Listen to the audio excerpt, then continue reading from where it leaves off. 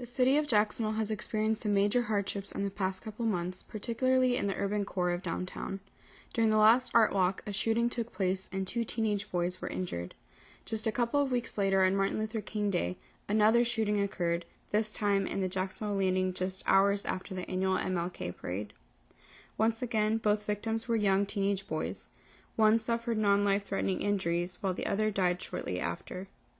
As the stories took center stage on local news networks, breaking news coverage showed footage of downtown, but all the viewer could see was a squad of police cars, yellow caution tape, and otherwise empty streets. When I heard about the shootings, my heart sunk. When I found out that they were likely gang-related, I felt even more disappointed and hurt.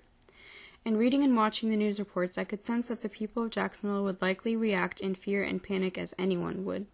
Unfortunately, I knew this would hinder the progress of revitalizing downtown and making it a safe space where people of all ages would want to be.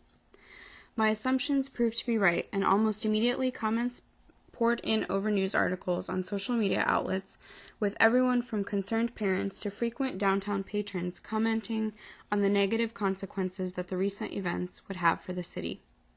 The typical pictures of downtown seen on the news are usually crime-related or centered around the homeless population. Although many citizens of Jacksonville are saddened by the violence that continues to occur, there are still many of us who believe in the progress that has been made.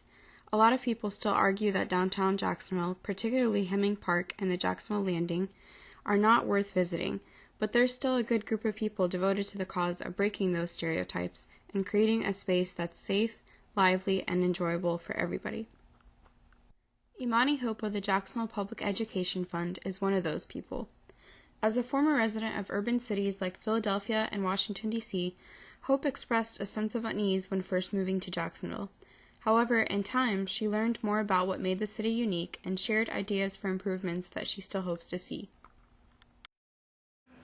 I remember telling people as I made my decision to move downtown, I was like, I'm moving downtown. I was super stoked about it, I thought it had a cool sound. And I remember people sort of being like, are you sure? It could be really dangerous. And, I had a board member who literally clutched her pearls as she talked to me and said, I really don't think downtown is a safe place for a young gal like yourself.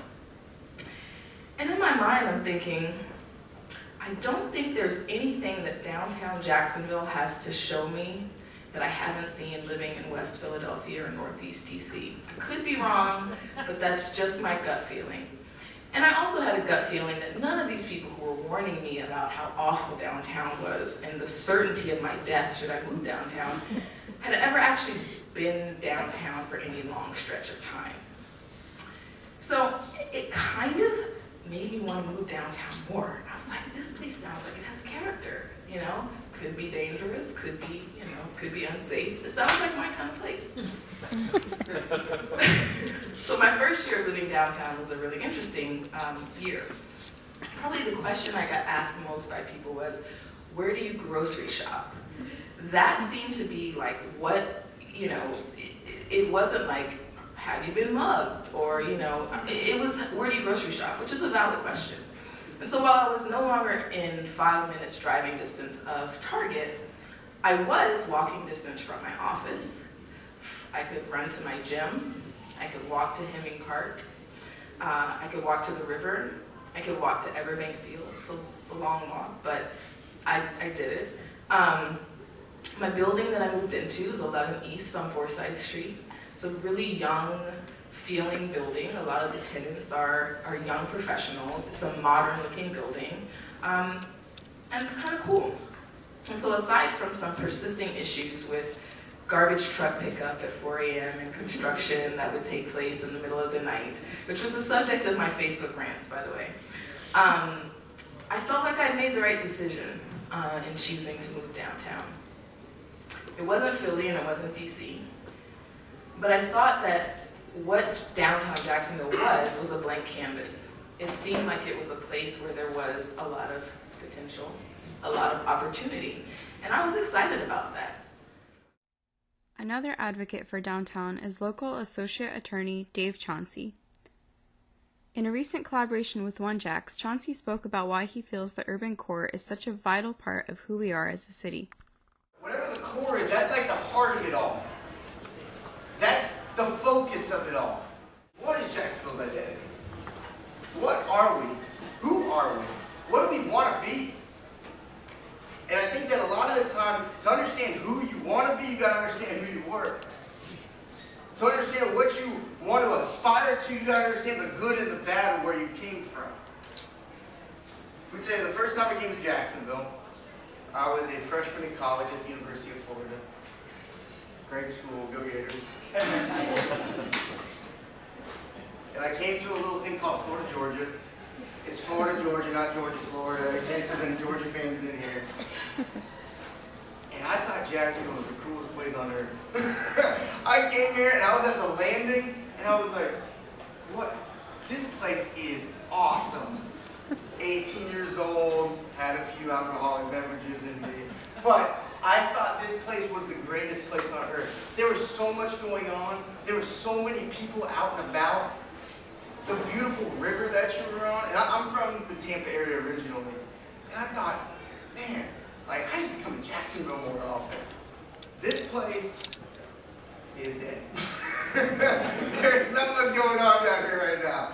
And we walked around, people were like, yeah, like kind of like Maya said, she's like, yeah, you sure you want to go down there? There's lots of homeless folks. There's lots of people like down there. It's not like a good part of town. But what I realized about downtown is it was the core. It was the heart of what this city is.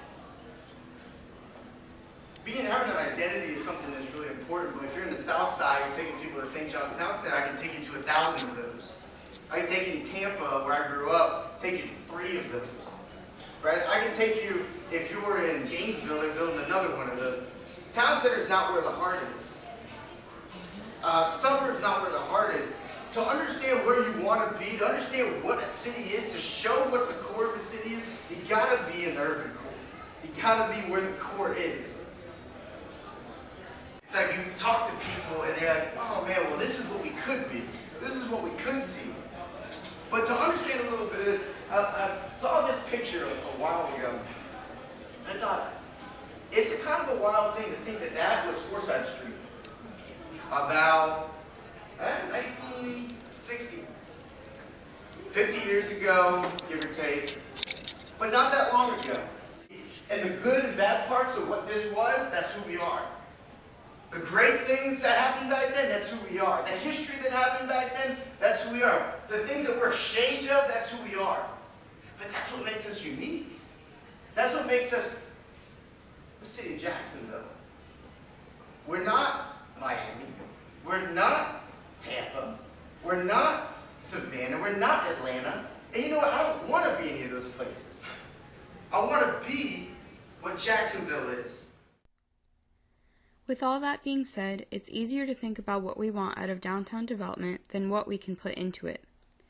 Community organizer and development manager of City Year, Naya Vanderpool, shares his take on why every citizen of Jacksonville should view themselves as a future ancestor, sowing the seeds for the next generation. I don't know about you, but I definitely do define my community as more than my family, more than my friends, more than my work.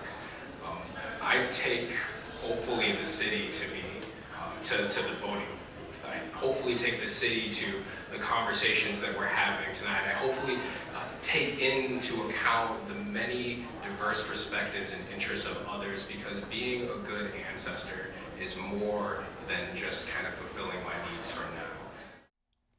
These voices and many others are coming together to explore the intersection of inclusion and downtown development as it impacts them, as well as their heart and vision for the city of Jacksonville.